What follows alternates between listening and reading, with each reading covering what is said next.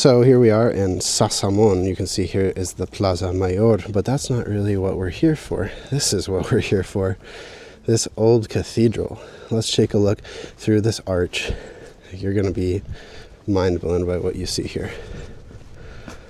Check this out. It is an incredible piece of architecture.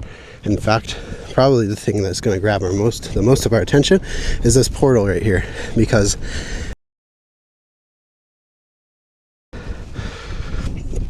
so the Cathedral of Burgos has one that looks just like this, really.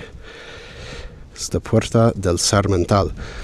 Now there's a lot that we can go over here, so let's go through it quickly. At the bottom, we can see the 12 apostles as if they're in a conversation with each other, chatting, about the good news of Jesus Christ, who's standing above them, surrounded by symbols of the 4 evangelists, Matthew, Mark, Luke, and John. You can see the lion, the eagle, the angel, and the bull. Now above that, if we zoom out a little bit and come closer, we're going to notice that this is a representation of the celestial Jerusalem.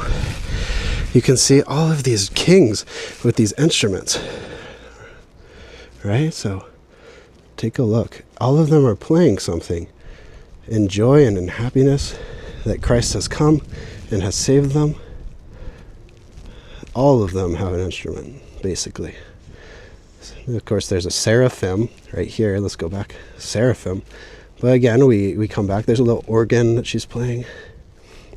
All of these instruments are just incredible. And of course, these big statues are also original. But underneath them, you can see a lot more details like this. Look, it's the ascension of Christ. The angels are carrying him up into heaven. If we turn back around here, and more details, we have a rosetón, a rose window, the shield of Castile and Leon, and then over here on the right we have 2 men hanging out. Oops. Now let's move on and take a look at the next interesting thing of this great grand cathedral. Of course, we must mention this giant bell tower with this incredible Gothic window that looks out. This is built on top of the hill, of course, so it's the highest point in the city, and so you can't possibly miss this cathedral. This is a part that is Gothic, Isabelline Gothic.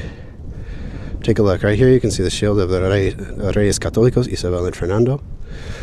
Some guy here wanted to expand the church, had a lot of money, and decided to build this. Incredible, huh? So you can get a good view of it. Now we'll go very quickly over here, and that'll be it. So take a look at some windows on the way. Just notice the immense size of this place. It's huge. It can show you how important Sasamón was back in the day. To have such a great, big cathedral here with so many different interventions throughout the years. You can see, of course, that this fits really well into the Romanesque style vocabulary, right?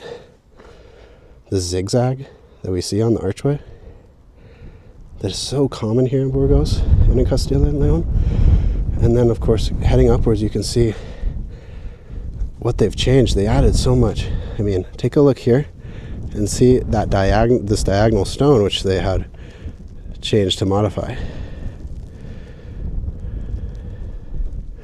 Over here, I believe, is the cloister, but I can't go in because it's closed. But you've had the tour. And so, actually, to finish this off, we must mention that this was a Roman city. It was a Roman city, and I mean, it's got a giant Roman capital. There's layers upon layers upon layers of history in Castile and Leon, and this just shows you how much evolved throughout the centuries, right? So we have Roman here, Gothic, Isabelline, Gothic, like in the very pure French style, imitating the Cathedral of Burgos and other churches in France. And over here, of course, we have the Romanesque portal. It just shows you how rich and beautiful Castile and Leon, and especially Sasamón, truly is.